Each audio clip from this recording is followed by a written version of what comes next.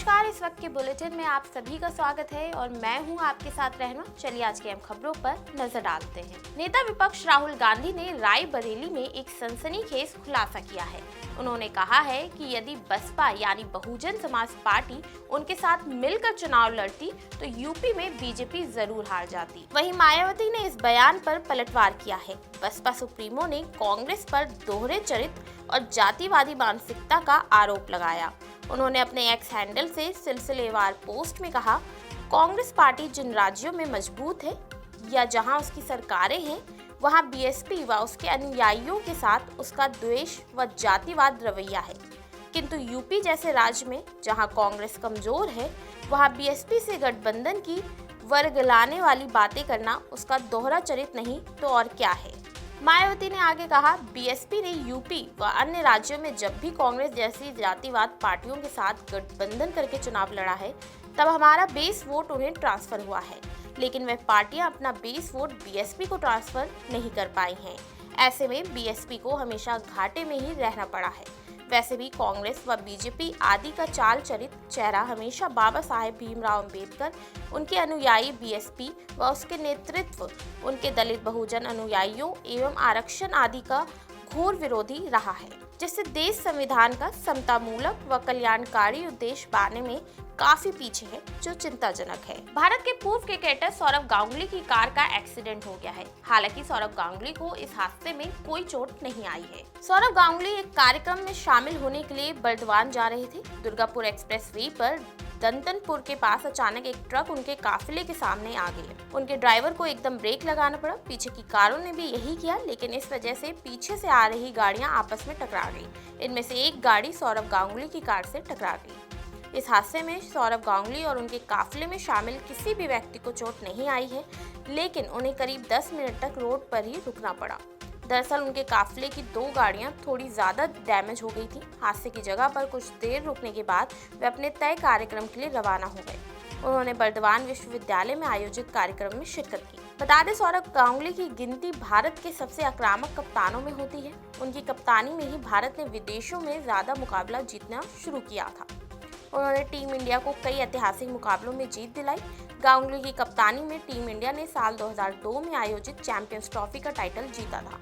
वह team India को world cup 2023 के फाइनल तक भी ले गए थे। वे बीसीसीआई के अध्यक्ष भी रह चुके हैं। दिल्ली में हल्की बारिश की वजह से तापमान में गिरावट आई है, साथ ही प्रदूषण से भी लोगों को राहत मिली है। मौसम विभाग आईएमडी के अनुसार शुक्रवार की सुबह हल्की धुंध दिखाई दी। दिन के समय आंशिक तौर पर बादल छाए रहेंगे। कहीं कहीं हल्की बूंदाबांदी की भी संभावना है। अधिकतम तापमान 27 डिग्री और न्यूनतम तापमान 12 डिग्री तक रह सकता है। दिल्ली में 22 और 23 फरवरी को आसमान साफ रहेगा। अधिकतम तापमान 26 से 28 डिग्री और न्यूनतम तापमान 10 से 12 डिग्री तक रहने का अनुमान है। 24 से 26 फरवरी के बीच आंशिक रूप से बादल छाए रह सकते हैं। अधिकतम तापमान 27 से 30 डिग्री और न्यूनतम तापमान 10 से 15 डिग्री तक रह सकता है। मौसम विभाग के मुताबिक दिल्ली में 20 फरवरी को अधिकतम तापमान 27.4 डिग्री सेल्सियस दर्ज किया गया, जो इस मौसम के औसत तापमान से 1.9 डिग्री ज्यादा है। दिल्ली में न्यूनतम तापमान 15 डिग्री सेल्सियस भी दर्ज किया गया, जो इस मौसम के औसत तापमान से 3.2 डिग्री ज्यादा है। ये साल का ये सबसे गर्म सुबह रही। दिल्ली कैबिनेट की पहली मीटिंग को लेकर आप नेता आतिशी ने बीजेपी को घेरा है। उन्होंने कहा है कि पहले दिन ही बीजेपी ने दिल्ली की जनता को धोखा दिया है। भारतीय जनता पार्टी ने दिल्ली की महिलाओं से वादा किया था कि पहली कैबिनेट की मीटिंग में 2,500 रुपए प्रति माह की योजना जो दिल्ली के हर महिला को मिलनी है, वो पास होगी। आज दिल्ली की नई मुख्यमंत्री रेखा गुप्ता जी ने शपथ ली। उनकी कैबिनेट ने शपथ ली। आज शाम को 7 बजे कैबिनेट की पहली बैठक हुई। दिल्ली की सभी महिलाएं इंतजार कर रही थी कि इस बैठक में 2,500 रुपए प्रति माह की योजना पास होगी। दिल्ली की सब महिलाएं इंतजार कर रही थी कि कैबिनेट की बैठक के बाद दिल्ली की मुख्यमंत्री रेखा गुप्ता जी आएंगी, प्रेस कॉन्फ्रेंस करेंगी, अनाउंस करेंगी कि जो वादा भारतीय जनता पार्टी ने किया, जो वादा प्रधानमंत्री नरेंद्र मोदी जी ने बार बार किया, जिस वादे को आज सुबह तक रेखा गुप्ता जी ने दोहराया, आज सुबह रेखा गुप्ता जी ने कहा कि पहली कैबिनेट की बैठक में 2,500 रुपए दिल्ली की हर महिला को हर महीने देने की स्कीम पास होगी। लेकिन मुझे दुख है इस बात का कि सरकार बनने के पहले ही दिन भारतीय जनता पार्टी ने अपने वादे तोड़ने शुरू कर दिए, दिल्ली वालों को धोखा देना शुरू कर दिया।